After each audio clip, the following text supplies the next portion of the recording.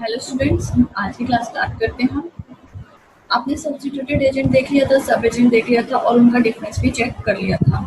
Difference आपने ध्यान से कर लिया है, नो डाउट बहुत इजी है डिफरेंस, बट फिर भी आप थोड़ा सा उसके points of difference, basis of difference वगैरह ध्यान में रखते चलना है, क्योंकि डिफरेंस कुछ एक टाइम के बाद, कुछ एक टाइम के बाद पूछ लिया जाता है। तो ऐसा नहीं है कि आप कंप्लीटली सोचो कि नहीं हमने तो टॉपिक कर लिया सब एजेंट का, हमने टॉपिक कर लिया सब्स्टिट्यूट एजेंट का तो हम लिख लेंगे अपने आप। नहीं, आपको थोड़ा सा स्टडी मैथ की लैंग्वेज देखनी पड़ेगी, उसके पॉइंट्स, बेसिस ऑफ डिफरेंस क्या है ध्यान में रखना पड़ेगा। चलो जी आगे चलते हैं। ऑब्लिगेशंस या duties of an agent check करते हैं, बहुत सिंपल है। Duty to execute the mandate. क्या बात बनती है duty to execute the mandate? भाई जो भी काम के लिए उसको रखा गया है वो उसकी ड्यूटी बनती है कि वो सारा काम अपना करे। अगर वो काम नहीं करते हैं तो ऑब्वियस सी बात है एजेंट की रिस्पॉन्सिबिलिटी रहेगी। एक बार रीड कर लेते हैं हम। The first and the foremost duty to every agent is to carry out the mandate of his principal. He should perform the work which has been appointed to. Any failure would make the agent absolutely responsible for the loss. एक case देख लेते हैं। Commission agent purchase the goods for his principal, store them in a godown pending their dispatch. The agent was under instruction to insure them. साफ साफ से बोला गया था कि आपने इसे इंश्योरेंस करा लेना है। He actually charged the premium for insurance, but उसने इंश्योरेंस नहीं कराया, पैसा इंश्योरेंस का चार्ज कर लिया। The goods for loss, कोई एक्सप्लोजन हुआ, वहाँ पे लॉस हो गए। The agent was held liable to compensate the principal for the loss minus the जो भी उसको पैसा कहीं से मिला होगा, कोई compensation गवर्नमेंट ने दी होगी। जैसे आप देखते हो कभी कोई एक्सीडेंट होता है, ठीक है, तो वहाँ पे कई बार compensation डिक्लेयर कर दी जाती है, वो माइनस करके सारा जितना भी लॉस प्रिंसिपल का हुआ है वो पे करेगा। बहुत सिंपल कंसेप्ट है, जिसकी रिस्पॉन्सिबिलिटी है उसी की बात अकाउंटेबिलिटी मानी जाएगी।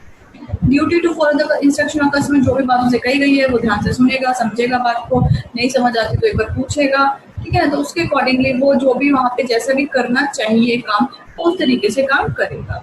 Agent is bound to conduct the business of his principal according to directions given by the और in the absence of any such direction according to जो भी कि जैसा किया जाता है। कस्टम यूसेज ऑफ ट्रेड, मेरे ख्याल से अब बात क्लियर होनी चाहिए, मैं एक बार फिर से एक्सप्लेन कर देती हूँ। कई बार क्या होता है, जैसे मैंने एग्जांपल जो लिया मैं वही कंटिन्यू कर लेती हूँ। जिसमें एग्जांपल है स्टील का, है ना, स्टील का ले लो, बर्तनों का, आपको पता है हमारे शहर में बर्तनों का बिजनेस बहुत है, स्टील का बिजनेस बहुत है। तो ये कई कई बिजनेस के अंदर क्या होता है, कुछ कस्टम बन जाते हैं कि ये काम तो इसी तरीके से ही होगा, ठीक है ना।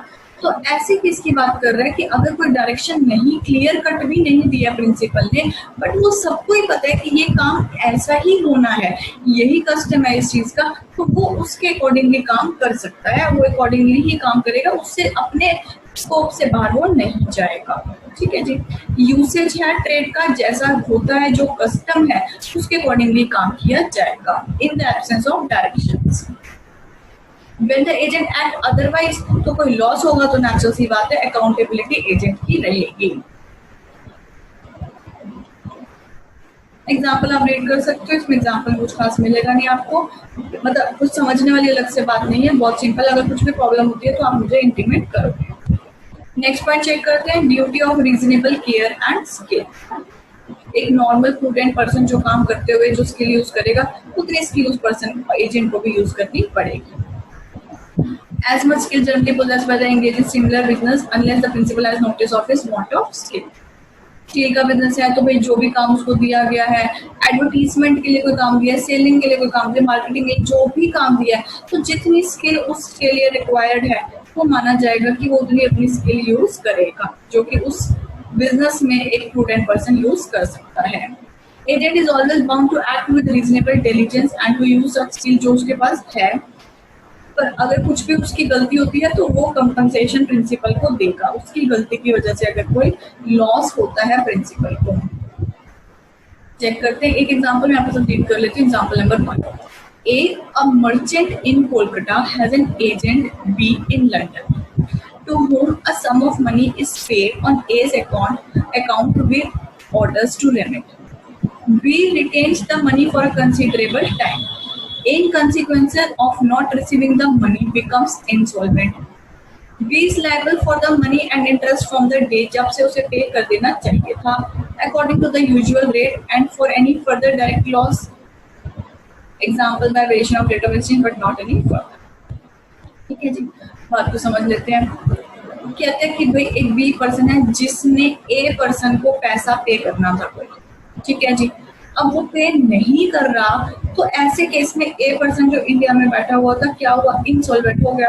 हो सकता है ना ए पर्सन ने किसी की लायबिलिटीज पे ऑफ करनी थी, बट जब वो लायबिलिटीज पे ऑफ करने के लिए उसके पास पैसा ही नहीं है और बी पर्सन पैसा उसको नहीं भेज पा रहा किसी भी रीजन से, तो ऐसे केस के लिए क्या होगा, ए इंसॉल्वेंट हो गया। अब क्या माना जाएगा, कह रहे बी जो है वो लायबल रहेगा मनी के लिए, कोई इंटरेस्ट चार्ज हुआ है उसके लिए, है ना, यूजुअल रेट के ऊपर, ठीक होता है, जो भी एक्सचेंज रेट है जो भी रेट है उसका यूजुअल रेट के ऊपर रहेगा। For any further direct loss, जैसे उसकी वजह से पैसा ना मिलने की वजह से उसको और भी कोई कंपनसेशन हो रही है, पे करनी पड़ रही है, अगर ऐसे केस के लिए जब पैसा मिलेगा तो वो क्या माना जाएगा, कह रहे हैं कि जैसे वेरिएशन रेट ऑफ एक्सचेंज, मतलब पहले अगर मान लो ए पर्सन ने कॉन्ट्रैक्ट किया हुआ था 20 रुपीज पर यूनिट का, अब ऐसे केस में क्या हो गया, रुपी डॉलर का जो था वो आप कह सकते हो थोड़ा सा आगे पीछे रेट हो गया, ठीक है ना, अब उसको 20 की जगह 21 22 पे करना पड़ रहा है। यही चीज अगर उसको पहले 20 रुपीज पर यूनिट मिल गया होता, पैसा मिला होता, बी ने ए को पैसा भेजा होता तो वो साथ के साथ पेमेंट कर देता, बट उसने साथ के साथ पेमेंट नहीं की क्योंकि बी ने पैसा भेजा नहीं था। अब हुआ क्या, मान लो कि हफ्ते बाद 15 दिन बाद पैसा मिलता है, 15 दिन में रेट चेंज हो गया, फ्लक्चुएशन हो गई एक्सचेंज रेट में। अब ऐसे केस के लिए क्या कहते हैं, कहते हैं जब वेरिएशन रेट ऑफ एक्सचेंज में आ गए तो वो जो एक्स्ट्रा पैसा ए को पे करना पड़ेगा तो वो पे कौन करेगा, भाई वो बी पर्सन ही पे कराएगा, है ना, वो नेचुरल सी बात है, उसकी गलती है, उसने डिले इन पेमेंट किया तो उसकी वजह से ही होगा। यहाँ पे ना इनसॉल्वेंट का मतलब आप ये लेके समझना, ये माइंड में सिर्फ ये चीज रखना कि वो पे करने के लिए उसमें और कोई नहीं है, पैसा देने की और कोई उसमें सोर्स नहीं है, ठीक है, वो ना उसमें मत जाना, कोर्ट आया होगा बीच में, रिसीवर आया होगा, ठीक है, उसमें जाने की इस एग्जाम्पल की जरूरत नहीं है। आप बस ये समझ लो पैसा जो भी मिलना था ना उसे बी से ही मिलना था, उसके पास और कोई पैसे का सोर्स नहीं है, तो ऑब्वियसली बात है वो लायबिलिटीज पे ऑफ नहीं कर पा रहा, जिसकी वजह से लोगों ने उसके ऊपर इंटरेस्ट चार्ज कर दिया, है ना, जिसकी वजह से डिले इन पेमेंट हो गई और fluctuation in rate of exchange हो गया, जिसकी भरपाई कौन करेगा, कंपनसेशन कौन करेगा, बी पर्सन ही कंपनसेशन करेगा, सिंपल सी ये बात है। एग्जाम्पल 2 भी आपने ऐसा देखोगे एक बार, A an agent for the sale of goods having authority to sell on credit sells to B on credit, एक एजेंट है उसके पास है, वो बेच सकता है क्रेडिट पे, उसको अथॉरिटी है। अब क्या किया उसने, बी पर्सन को उसने किसी पर्सन को क्रेडिट पे बेच दिया, ठीक है जी, without making the proper usual inquiries as to the solvency of B. अब बताओ मुझे भाई, अगर तुम्हें इतनी अथॉरिटी मिली है, इतना राइट मिला है कि तुम क्रेडिट पे सेल कर सकते हो, तो क्या तुम्हारी ड्यूटी नहीं बनती है ये चेक करना कि जिसको तुम सेल कर रहे हो क्या वो प्रॉपर पर्सन है, क्या उसको फाइनेंशियली इतना वर्थ है कि उसको क्रेडिट पे सेल किया जाए। B at the time of such sale is insolvent, A में कंपनसेशन, क्यों, क्योंकि उसकी गलती है, उसने चेक नहीं किया था, नेग्लिजेंट बिहेवियर की वजह से हुआ है। अगर यहाँ पे एजेंट ने प्रॉपर इंक्वायरी की होती, प्रॉपर चेकिंग की होती, पर पता ना चल पाता, ठीक है, प्रॉपर उस टाइम बिल्कुल सब कुछ बढ़िया था, किसी कारण की वजह से बाद में वो पैसा नहीं दे पाता बी पर्सन, तो फिर कोई प्रॉब्लम नहीं है, फिर प्रिंसिपल की रिस्पॉन्सिबिलिटी है। बट यहाँ पे एग्जाम्पल में आप देखो साफ साफ क्या शो किया जा रहा है, negligent behaviour of the agent,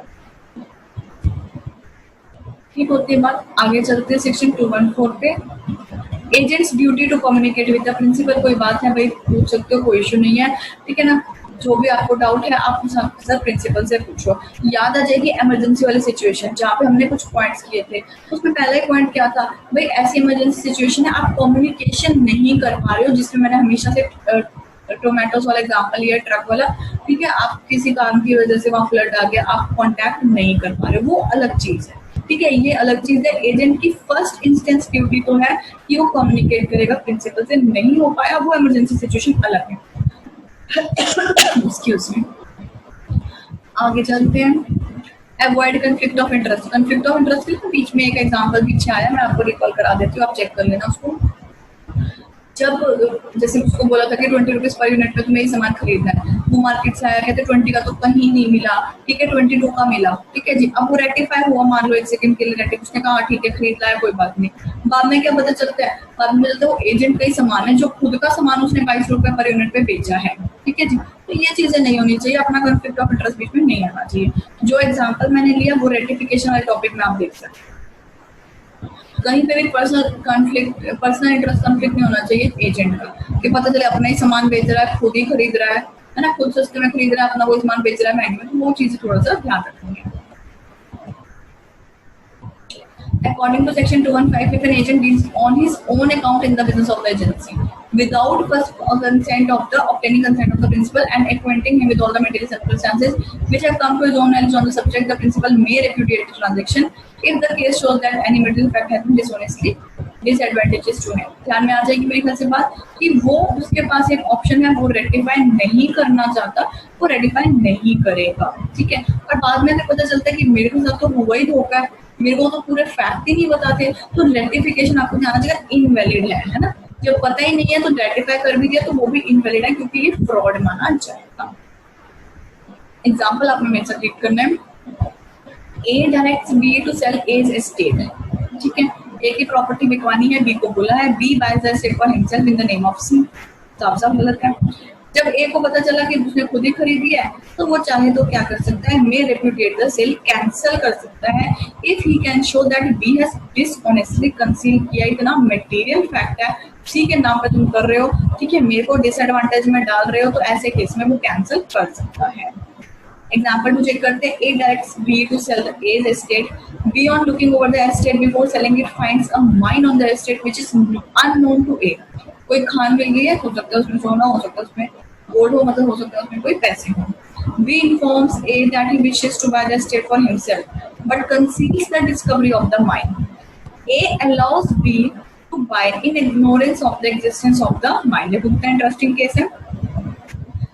A, on discovering that B know of the mine at the time he bought the estate, may either repudiate, rectify करना है करेगा, नहीं करना है रेपुडिएट करना है करेगा, नहीं करना है तो adopt at the sale of this option कर सकते हैं। मतलब उसके पास दोनों ऑप्शंस अवेलेबल हैं, ठीक है ना। बात को समझते हैं। दोनों एग्जांपल्स में क्या हुआ है। सेकंड एग्जांपल में उससे बोला मैंने ही खरीदी है, बट उसको एक मटेरियल फैक्ट नहीं बताया, किसी भी तरीके का मटेरियल फैक्ट है जो उसको पता चल रहा है खुद से, बट वो नहीं बता रहा है, तो ऐसे केस में सेलर को एक ऑप्शन मिल रहा है कि वो रेपुडिएट कर सकता है।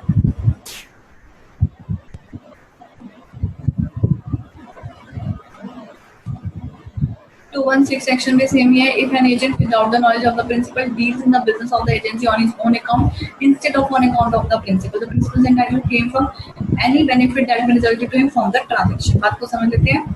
Deals in the business of the agency on his own account, ठीक है जी। एग्जाम्पल ले रही हूँ। A directs B his agent to buy a certain house for him. B tells A it cannot be bought and buys the house for himself। मतलब क्या बोला कि ये house number ABC house number है, ठीक है, मुझे ये खरीदना है, जाओ तुम जाके प्रॉपर मेरे भी आपको ट्रांजेक्शन करते हैं। उसने कहा नहीं, वो तो बेच नहीं रहे, वो बिक नहीं रहा, जो भी कारण है, ठीक है। और खुद पता चलते 2 दिन बाद उसने भी खुद से ही वो घर खरीद लिया है, ठीक है ना। A may on discovering that B has bought the house compel him to sell it to A at the price he gave for it। अब आप कहोगे भाई ऐसा तो होता ही नहीं है, बिक गया तो बिक गया, तो ठीक है ना। अगर कोर्ट में जाएंगे, प्रूफ होएंगी बातें, है ना, तो जाके ये चीज आप कह सकते हो प्रैक्टिकली होगी।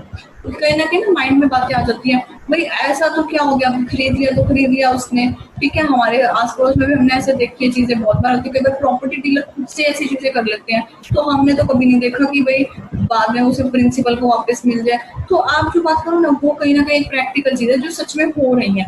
हमें थोड़ा सा लॉ के हिसाब से देखना है, क्योंकि लॉ प्रूविंग में नहीं जाएगा आपका इस लेवल, है ना। आपका इस लेवल पे लॉ क्या कह रहा है, आपको इंस्टीट्यूट कह रहा है भाई लॉ को समझो, जो प्रैक्टिकली हो रहा है वो तो हमें सबको पता है क्या हो रहा है क्या नहीं हो रहा, ठीक है ना। वो एक कम्प्लीटली अलग चीज है। बट ये यहाँ पे क्या कहता है, लॉ के अकॉर्डिंगली वो घर बेचने को मजबूर कर सकता है प्रिंसिपल, यानी कि ए, है ना। कि ए है मुझे वापस एक घर खरीदना है, ठीक है, बी तुम्हें ये घर बेचना ही पड़ेगा, ठीक है। चाहे आपने ऐसा इससे अलग देखा होगा अपने डे टू डे लाइफ में, वो बिल्कुल अलग चीज, ठीक है। Duty not to make secret profit, पता चले 10 की चीज 12 करके 2 अपने हाथ में रख लिया, ऐसी चीजें नहीं होनी चाहिए। It is the duty of agent not to make any secret profit in the business of agency. Relationship fiduciary आप समझते हो ट्रस्ट बेस्ड रिलेशनशिप होना चाहिए, absolute good faith in the conduct of the agency होना चाहिए। Secret profit means any advantage obtained by the agent over and above his agreed remuneration. ठीक है ना, उससे बोला था कि तुमने ये सामान इतने में खरीदा, फिर आके क्या कह रहा है, वो कह रहा है नहीं ये 20 रुपए में मिला नहीं, 22 का मिला, 22 रुपए ले लिए, 2 रुपए अपने पॉकेट में डाल लिए, ये सब चीजें नहीं होनी चाहिए।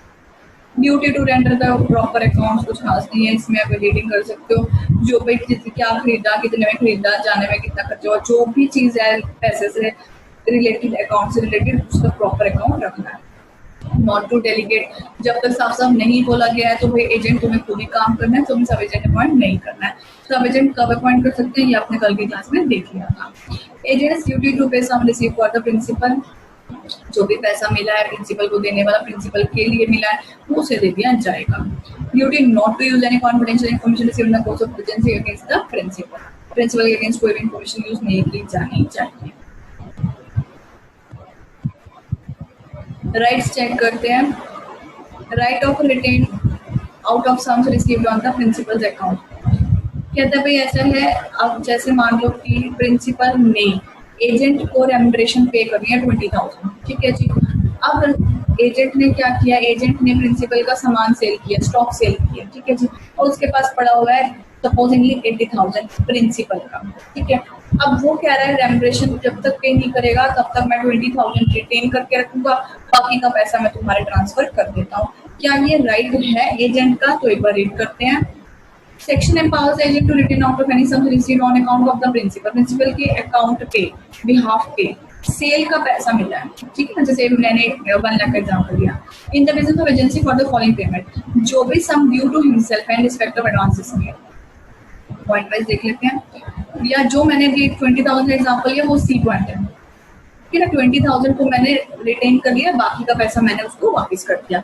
ए पॉइंट क्या कहते हैं, ए पॉइंट कहते हैं कि कई बार कुछ डील करने के लिए एजेंट ने क्या किया होगा, अपनी तरफ से अपनी पॉकेट से एडवांस पे कर दिया होगा कि भाई ठीक है बाद में प्रिंसिपल दे देगा और हमारा काम सेट ऑफ हो जाएगा, ठीक है। तो वो जो एडवांस पे करके आया वो अमाउंट भी वो रिटेन कर सकता है जब सेल हो गई गुड्स का, या कहीं और से पैसा आया प्रिंसिपल के लिए, तो 1 लाख रुपीज का पैसा आया, ठीक है, 20,000 का एडवांस पे किया था अपनी पॉकेट से, तो 20,000 रिटेन कर रहे हो, ऑब्वियस सी बात है 80,000 का पैसा प्रिंसिपल को आप दे सकते हैं, ठीक है ना। आगे चलते हैं। इन respect of expenses properly incurred, जो भी पैसा इनकर हुआ है वो अपना रिटेन किया जा सकता है, आना जाना या जो भी कुछ भी खर्चा हुआ है, कोई रिपेयर करानी जरूरी थी, रिपेयर का पैसा खर्चा एजेंट ने, तो वो पैसा रिटेन कर लेगा, अपना रख सकता है, प्रिंसिपल को पैसा काट के देगा, सेट ऑफ करके देगा। राइट टू रेम्युनरेशन है, अभी जो भी उनका आपस में अग्री हुआ है अमाउंट ऑफ रेम्युनरेशन है, वो अमाउंट ऑफ रेम्युनरेशन दिया जाएगा।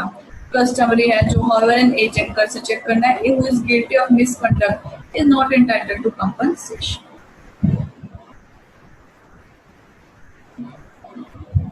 एग्जाम्पल 1 चेक कर लेना आपने। ए ने कहा बी तुम 1 लाख रुपए लेके आओ सी से, ठीक है जी, and let out on good security, मतलब जब ले आओगे तो क्या करना, किसी और को वो पैसा दे देना, ठीक है, पर उसके ऊपर एक अच्छी सिक्योरिटी रख लेना। मतलब सी से जो 1 लाख रुपया मिलेगा वो चाहे तुम डी ई एफ जिस मर्जी को लोन पे दे देना, ठीक है, उधार पे दे देना, पर उनसे कुछ सिक्योरिटी रख लेना, ठीक होती है। बी ने 1 लाख रुपए ले लिए और 90,000 तो उसने गुड सिक्योरिटी पे रख दिया, किसी को आगे दे दिया, ठीक है ना, उससे सिक्योरिटी रखी मान लो कुछ भी, बट जो 10,000 रुपए था वो उसने किसी गलत इंसान को दे दिया, मतलब जो जिसके पास जो वर्थवाइल नहीं है, फाइनेंशियली जो वर्थवाइल नहीं है, जो पर्सन नहीं दे पाएगा, वो उसे भी पता है, एजेंट को भी पता है, बी पर्सन को पता है कि ये गुड सिक्योरिटी नहीं है। अब क्या होता है, ए का लॉस हो गया 2,000 रुपए का, ठीक है ना। अब बताओ जी बी को कंपनसेशन रेम्युनरेशन किस किस पे मिलेगा, कहते हैं B is entitled to remuneration for recovering the rupees 1 lakh, ठीक है ना। एक बात तो उसने सी से 1 लाख रुपया लिया, उस बात का उसको क्रेडिट मिलेगा, मतलब उस बात को उसको लिखा जाएगा ये उसने अपने काम किया, इसके हिसाब से उसको पैसा मिलेगा। 90,000 उसने गुड इन्वेस्टमेंट की, ये भी बात उसकी ठीक हो गई। Not entitled to any remuneration for investing the rupees 10,000, ठीक है ना, उसके वो उसने ठीक नहीं किया, उसके ऊपर से रेम्युनरेशन नहीं मिलेगा। दूसरा उसने एक लॉस हमारा साफ साफ करा दिया, 2,000 रुपये तो लॉस ही करा दिया उसने, तो वो 2,000 रुपये का जो लॉस है वो एजेंट जो है प्रिंसिपल को कंपनसेट करेगा, क्योंकि साफ साफ नेग्लिजेंट बिहेवियर है, गलती मानी जाएगी, ठीक। उसके बाद सेकंड एग्जांपल बिल्कुल ऊपर पे बेस है, बहुत इजी है। एजेंट्स लियन ऑन प्रिंसिपल प्रॉपर्टी, लियन बहुत बार देख लिया अब आपने, है ना, काफी शुरू से आ रहा है, फाउंडेशन से आपको लियन का टॉपिक आ रहा है। ये मेरे ख्याल से आप पहले ही समझ चुके होंगे क्या कहना चाह रहा है एजेंट्स लियन ऑन प्रिंसिपल प्रॉपर्टी। भाई जो भी प्रिंसिपल का स्टॉक है, प्रिंसिपल का पैसा है जो एजेंट की पोजीशन में है, क्योंकि लियन तभी होता है जब पोजीशन में आपके पास, पोजीशन में है हमारे पास जब तक प्रिंसिपल हमारा अमाउंट पे नहीं करता है, चाहे वो एडवांस का अमाउंट था जो हमने अपने पॉकेट से पे किया, चाहे हो सकता है कि भाई वो कोई हमारी रेमुनरेशन का अमाउंट है या कोई हमने एक्सपेंसेस इनकर किया, एजेंट ने एक्सपेंसेस इनकर किया, वो भी हो सकता है। तो जब तक भाई हमें पैसा नहीं मिलेगा पूरा तब तक हम लियन एक्सरसाइज कर सकते हैं। Agent is entitled to retain the goods, paper, other property movable or immovable of the principal received by him until जब तक वो कमीशन, डिसबर्समेंट इन सर्विस और रिस्पेक्ट हैव बीन पेड, जो भी पैसा उसे मिलना है वो उसे जब तक नहीं मिलता। Conditions of this right are agent ने लॉफुली एंटाइटल है रिसीव द प्रिंसिपल, जितना भी अमाउंट है वो लॉफुली है, कुछ इलीगल काम का वो पैसा नहीं ले रहा है। ठीक होती बात, यहाँ तक कर लेना। Entitle receive from principal sum of money by way of commission और डिसबर्समेंट मेड और सर्विसेज रेंडर की जगह आपने क्या करना है, और सर्विसेज मेड, सिंपल सी बात करना है, और सर्विसेज डन। ठीक है, ये सारा काट के लिखना है आपने, और सर्विसेज डन, फिर लास्ट में आ जाना in the proper execution of the business operation या services done in the act of agents. Property over which he with the lien is to be exercise should belong to the principal, और principal के behalf पे किसी तरीके से agent को वो सामान मिला था, प्रॉपर्टी मिली थी। Agent has only a particular lien, सिर्फ लियन किसके ऊपर है, उन सामान के ऊपर, गुड्स के ऊपर ही लियन एक्सरसाइज कर रहा है, वो कोई और अगेंस्ट किसी और पर्सन के लियन एक्सरसाइज नहीं कर सकता। पर्टिकुलर लियन है, सिर्फ उस गुड के ऊपर ही एक्सरसाइज करेगा, किसी और चीज के ऊपर वो एक्सरसाइज नहीं कर सकता। पर्टिकुलर लियन, जनरल लियन आपने किया हुआ पहले। Agent's right to lien is lost, अगर पोजेशन चलेगी तो बात खत्म हो गई है ना। मैंने पहली बात कही है पोजेशन होना बहुत जरूरी है, तभी आप किसी को रोक सकते हो, पहले पेमेंट करो तभी मैं सामान रोक के रखूंगा तब। एजेंट वेव्स हिज राइट, जब दे दिया सामान अपना राइट ऑफ लियन ही तुमने छोड़ दिया है तो उसके बाद कुछ नहीं हो सकता। Agent's lien is subject to the contract to the contrary, साफ साफ कोई कॉन्ट्रैक्ट हो रखा था कि नहीं लियन एक्सरसाइज नहीं हो सकता तो वो अलग चीज है, वो आपका आपस का पहले कॉन्ट्रैक्ट हो गया, अदरवाइज आपके पास राइट टू लियन रहेगा ही रहेगा। राइट टू इंडेमनिटी चेक करते हैं। इंडेमनिटी आपने पूरा डिटेल में किया हुआ है, यहाँ पे हम थोड़ा सा टॉपिक है इंडेमनिटी में क्या कह रहे हैं भाई जब भी एजेंट का कोई मतलब एक्सपेंस हुआ है, ठीक है, कोई उसने खर्चा किया है, तो ऐसे केस में प्रिंसिपल उसे इंडेमनीफाई करेगा, सिंपल सी बात है, प्रोवाइडेड वो लॉफुल चीज होनी चाहिए। Right of indemnification for the lawful acts, bound to indemnify the agent against all the consequences in exercise of his authority.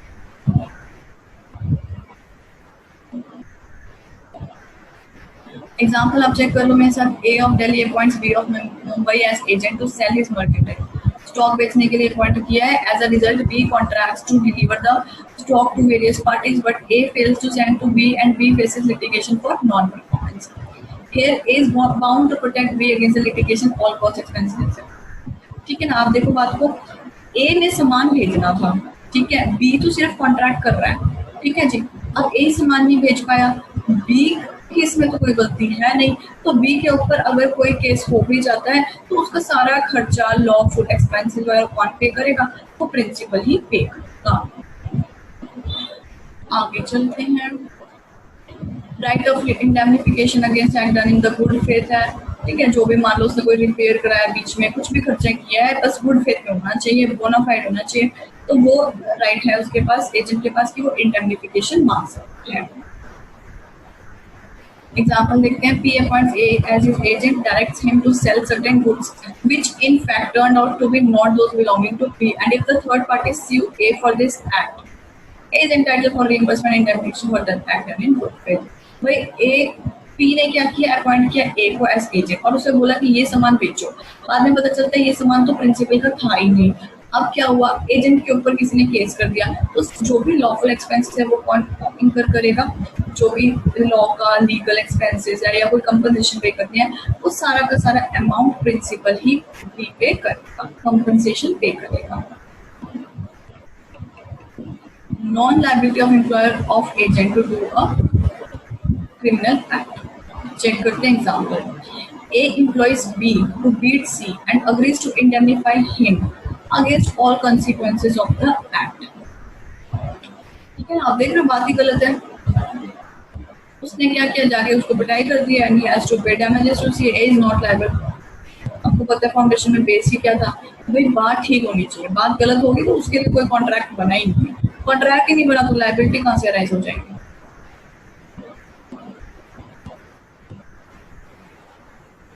Be the proprietor of a newspaper, publishes at A's request a libel upon seeing the paper, and A agrees to indemnify B against the consequences of the publication. All costs and damages of any respect B is sued by C and has to pay the damages, also incur the expenses. A is not liable to B upon the indemnity. ए ने कहा कि कुछ गलत बात लिख दो B के newspaper में, बी ने लिख दी थी, ठीक है भाई तुम पहले खुद तो चेक करते कि क्या बात है, अपनी बात कोई भी बात लिख लोगे, कोई भी आके कहेगा, है ना, पहले तुम्हें अपना प्रॉपर चेक करना पड़ेगा। वो ए कहते हैं कि भाई ठीक है, जब अगर कुछ बात होएगी, कोई केस तुम पे होगा तो मैं पे करूंगा। भाई सिंपल सी बात है, कॉन्ट्रैक्ट की फाउंडेशन ही गलत है, जब कॉन्ट्रैक्ट ही नहीं बना, है ना। कॉन्ट्रैक्ट में एक चीज क्या होती थी कि एनफोर्सेबिलिटी होनी चाहिए लॉ की, तो कोई बात ही नहीं बनी, जज सुनेगा ही नहीं बात आपकी। तो ऐसे केस की बात यहाँ पे कह रहा है, A is not liable to be upon the indemnity. Right to compensation for injury caused by principal's neglect.